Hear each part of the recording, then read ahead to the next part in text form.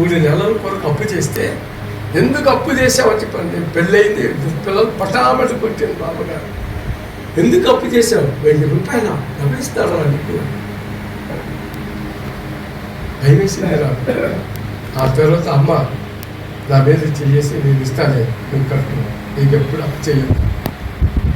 అందుకని మేము మామూలుగానే ఉంటాం, చాలా సింపుల్గా ఉంటాం.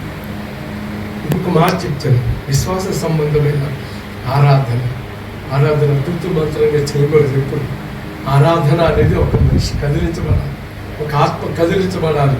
ఆరాధనలో పాడే పాట ద్వారా హృదయాలు కదిలించబడాలి. అలాంటి ఆరాధన చెప్తాం మనం. అలా చేయటం వల్ల మనకు ఆశీర్వాదం. ఇంకొక మాట ఏంటంటే విశ్వాస సంబంధమైన మంచి సాక్ష్యం ఇవ్వాలి. రోమాపత్రిక 16వ అధ్యాయము 1 నుంచి చివరి వరకు చూస్తే పౌలు 33 మంది గురించి అభినందించాడు, అప్రిషియేట్ చేశాడు.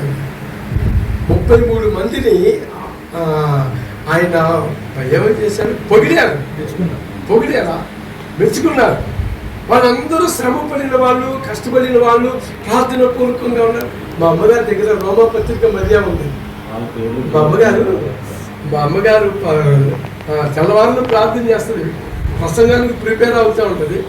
ఆమె ప్రిపేర్ అయిన దాంట్లో రోమాపత్రిక మరియా అని, ఆమె స్త్రీ కదా, స్త్రీల గురించి చెప్పేటప్పుడు రోమాపత్రిక మరియా అని చెప్పింది. ఆ మరియా ఎంత కష్టపడిందో, వెర్సెస్ బహుగా శ్రమ పడిందట.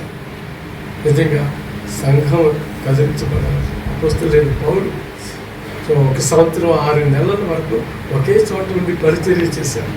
ఆయన పరిచర్య చేయడానికి వెళ్ళినప్పుడు అనుకున్న రీతిగా అక్కుల పిసుకులు అక్కడికి వచ్చారు, అనుకున్న రీతిగా తిమోతి వచ్చారు, అనుకున్న రీతిగా గాయు వచ్చారు, ఇలాగా ఆయన 1.5 సంవత్సరం సేవ చేయడానికి దేవుడు ముందుగానే వాళ్ళని సిద్ధపరిచాడు. నువ్వు సేవ చేయడానికి వెళ్ళినప్పుడు నీ కొరకు కొంత సిద్ధపాటు అనేది ఉంటుంది. దేవుని క్రమం ప్రకారంగా మనం వెళ్ళినప్పుడు మన కొరకు వనరులను సిద్ధపరుస్తాడు. కనుక నిజంగా విశ్వాస సంబంధమైన ఆరాధన ఉండాలి. ఎప్పుడైనా సరే చిన్న ఆరాధన చేయొద్దు. ఆరాధన చేస్తే మోకాళ్ళ మీద పడి ఏడవాలి. మోకాళ్ళ మీద పడి ఎవరు ఏడుస్తారు? విశ్వాసులు ఎందుకు వస్తారని ఏడవటానికి ఆకేం పని? నువ్వు విశ్వాస సంబంధమైన ప్రార్థన చేయాలి. మోకాళ్ళని సాగిలు పడి ఏడుస్తా ఉంటే అబ్రహాము ఉదయం మొదలుకొని సాయంకాలం నైవేద్యం దాకా ఏడుస్తానేమన్నాడు. సదొమ గొమొర్రా పట్టణాల గురించి, వాళ్ళ ఇంట్లో గురించి వాళ్ళు సాగిలు పడ్డాడు, ఒక పెయ్యి వేసేసాడు, రొట్టెలు తెచ్చాడు, తిన్నారు, వెళ్ళిపోయారు. అదే ఉంది. అబ్రహాము ఉదయం మొదలుకొని సాయంకాలం వరకు యెహోవా సన్నిధిలో సాగిపడ్డాడు. 50 మంది అయ్యా, 20 మంది అయ్యా, 30 మంది అయ్యా, 50 మంది అయ్యా, ఏడుస్తూ ఉన్నాడు ఆయన. శ్వాస సంబంధమైన సేవ. శారా దాసి పేరేంటండి? హగరు ఏడుస్తుంటే, ఏం చేస్తున్నావు ఇక్కడ?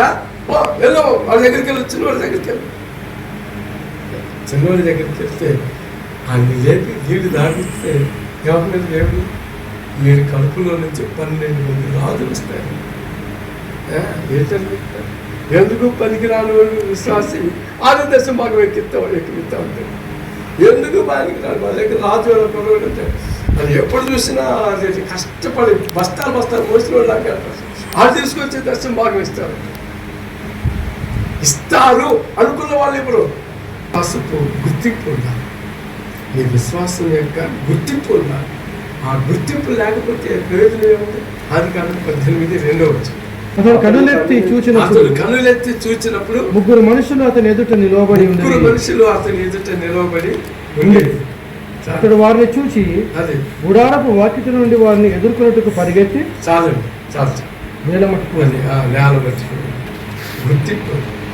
అబ్రహాం దగ్గరికి రావడానికి దేవుడు గుర్తించుకొని వచ్చాడు. అక్కడ మీదిటికి మరలా వస్తాను నీ కడుపున కుమారుడు ఎంత గుర్తింపు లేకుండా విశ్వాసం.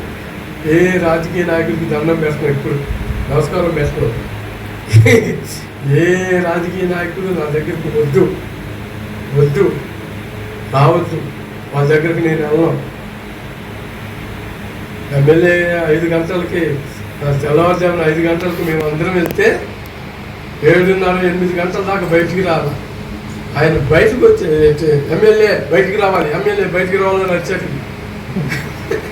నేను షుగర్ ట్యాబ్లెట్ పట్టుకొని, మీ కొరకు నేను వచ్చానండి, మేము వచ్చామండి, నేను ప్రాముఖ్యంగా మీ కొరకే వచ్చా, చూడండి షుగర్ ట్యాబ్లెట్ కూడా వేసుకోకుండా వచ్చాను. నేను పొరపాటున నేను కనుక పడిపోతే మీదే బాధ్యత.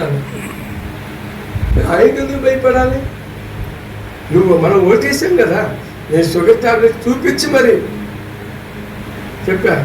నేను మీ కొరకు వస్తే షుగర్ ట్యాబ్లెట్ వేసుకోకుండా వచ్చానండి, 5 గంటలు బయలుదేరి వచ్చాను.